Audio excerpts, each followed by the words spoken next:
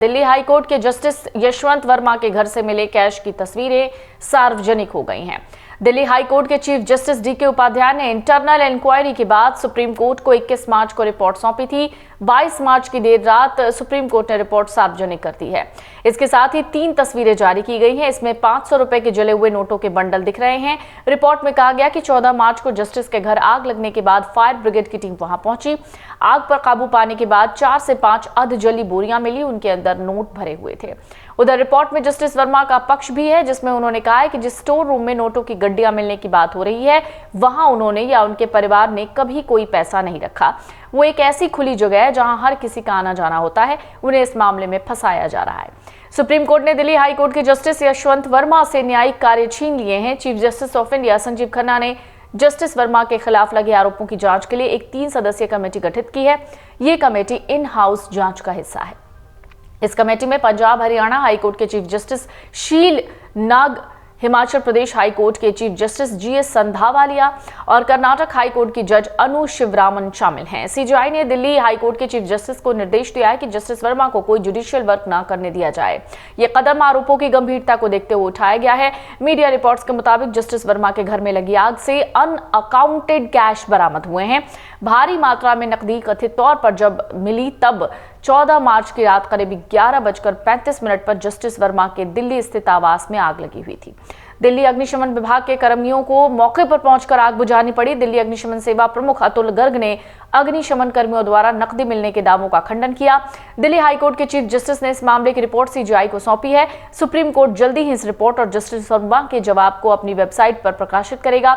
Supreme court collegium ने justice Verma को उनके पेरेंट हाईकोर्ट इलाहाबाद हाईकोर्ट वापस भेजने का फैसला किया है। हालांकि शुक्रवार को हुई फुल कोर्ट मीटिंग में सुझाव दिया गया कि सिर्फ ट्रांसफर काफी नहीं है, जज के खिलाफ ठोस कार्रवाई की जरूरत है। फुल कोर्ट ने सर्वसम्मति से इन हाउस जांच का फैसला किया है।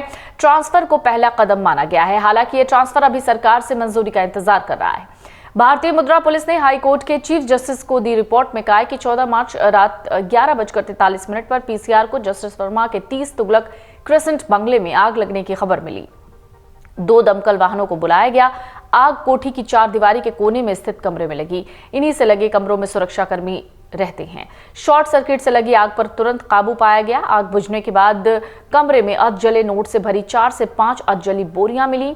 आग की जानकारी जज के निजी सचिव ने दी। सुप्रीम कोर्ट ने शनिवार देर रात दिल्ली हाईकोर्ट के वर्तमान जज जस्टिस यशवंत वर्मा के आधिकारिक आवास पर बेहिसाब नकदी मिलने के आरोपों से संबंधित एक रिपोर्ट, फोटो और वीडियो अपलोड किए हैं।